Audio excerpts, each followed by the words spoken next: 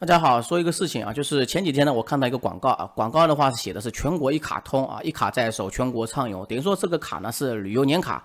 拿着这个卡呢，你就可以在全国的2000多个知名景区免费畅游，不限次不限时啊。我先要说明一下啊，其实呢，这种卡的话，我买过好几张，也踩过坑啊，就是曾经啊，我在国内旅游的时候呢，买过这种卡，买过好几张嘛。有几百块的，也有几十块的，都有啊。但是这些卡的话，基本上怎么说呢？你要回本啊，一定要考虑回本的这个因素啊，因为这种卡啊，到最后都是玩得很不愉快啊，不是跑路了，就是预约不上了啊。所以说呢，我也不是纯粹为了做广告啊。这个卡的话，你可以用，但是呢，如果说你现在买了立马去用，那你去买；如果说你现在买了不去用，那我建议你别买啊。那如果说你现在如果有计划去旅游的话，那可以买啊。但是有些景区的话啊，针对一些某些地方的身份证的客户是免门票的。比如说啊，青海那边有个叫茶卡盐湖，是不是啊？茶卡盐湖针对某些地区的身份证是免门票的啊，我就知道这张省是免门票的。还有上海的一些身份证啊，在很多景区也是免门票的。那么所以说呢，这个卡在我看来啊，最好的用处就是去旅游一些什么东方明珠塔啊，广州那个小蛮腰啊，什么那个塔，广州塔嘛，对吧？这种塔的话，电视塔这种城市电视塔的话，它是基本上是针对任何客户都是不免门票的啊。比如说杭州有个西溪湿地是吧？那像西溪湿地的话，针对本地客户的话本地身份证的话，它是免门票的。但是虽然说这个全国一卡通也是可以的啊，不过全国一卡通呢还有一个不好的地方，就是说它不能随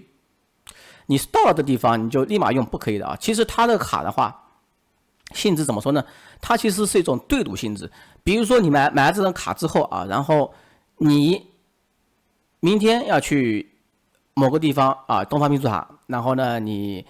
要预约啊，所以说呢就有些时候呢预约不上啊，所以说呢他最后会耍猫腻啊。耍猫腻呢，告诉你，你预约不上，这个不怪我们。那你这个机票订了，这个火车票订了怎么办呢？是吧？所以说呢，如果说你准备长线旅游，然后呢，你买了这个卡，然后规划好景点，然后你先把这个景点预约出来啊。它其实预约出来之后呢，它是给你张门票，有个二维码的，你通过那二维码扫码进景区啊。因为现在很多景区的话都是通过二维码进去的嘛。那所以说呢，这个卡的猫腻就在于这个能不能预约上，所以说你要先买了卡，然后把这景点预约好，然后再去订机票、订酒店这样是可以的啊。然后呢，你要考虑到这些景点是不是值得去的啊？我建议的话，就立马先让它回本啊。比如说先去一些比较知名的景点，5A 4A 这些比较贵的景区也可以比如说你买了这个卡之后，你在这个城市，比如说在杭州、温州、宁波上海那么你就先去把这些卡呢，先去用掉比如说当地景区先用掉因为到最后的话，这个卡你想想看，他卖多了之后，他说他可以找个理由说预约不上到时候这个日期嘛往后推所以说呢，这个卡的性质就这样玩的所以说你想回本不被坑的话，就只能这样去做就是先把它预约上。那我曾经的话买过一张卡叫什么协龙商旅卡虽然说我是回本了，但是到最后也是很不愉快因为很多景点都预约不上，而且呢到最后呢他们以 APP 升级为由，然后最后呢就不了了之了到最后还发生一个很严重的风险问题，就是他那个 APP 呢，他会获取你的通讯录权限幸好我手机是通讯录没几个人没几个，就3-5个人而且存的名都假名字所以说我就很担心这个问题。当时的话，第一个的话通讯录权限我也没开给他，所以说呢这个风险要小心我不知道他拿去这个通讯录权限干什么所以说呢这种公司到最后的话基本上卖的多的话预约不上了，卖的少的话他就亏本了所以说这种模式吧，说本身的话它其实没有这种资源去把全国的旅游景点全部打通的，没有这个资源的。它其实无非就是一种对赌性质，买的人多了，比如说就是收了很多钱，然后呢他知道不这个人基本上就是跟保险公司一样了，他知道这个人可能用不完这个卡这个并且他们买的票啊，因为集合的人多嘛，比如说东方明珠塔今天预约啊50个人，他50个人去买这个票的话，他有团队票性质啊，那所以说呢，他也利用这点啊，那还是有风险会产生倒闭啊，或者说推诿啊这种情况，而且的话，最好的话，你先打这个客服电话啊，看看能不能畅通，因为我曾经也发生过好几次，很尴尬的现象，就是说拿这个二维码扫不进去啊。结果呢，后来人家后台给我处理啊，曾经还发生过什么，让我上传实名认证啊，那个人脸识别，结果人脸识别这个 APP 特别难用啊，然后呢导致进不去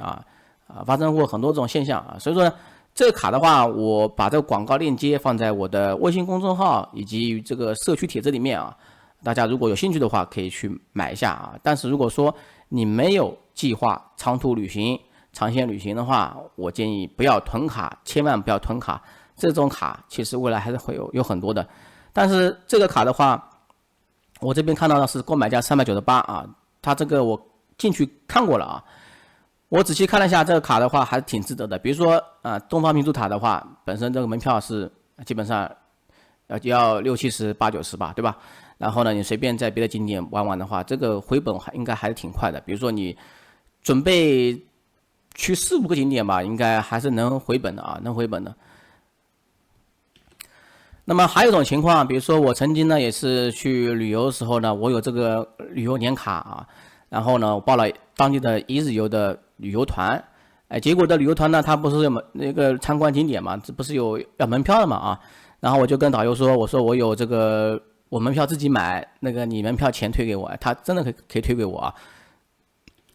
所以说这点也比较好啊。退给我的话，他肯定是按照他们团队的价格退给我的啊，这点还是不错的。所以说呢，我对于报旅游团的性质吧，我一般不是说去报这种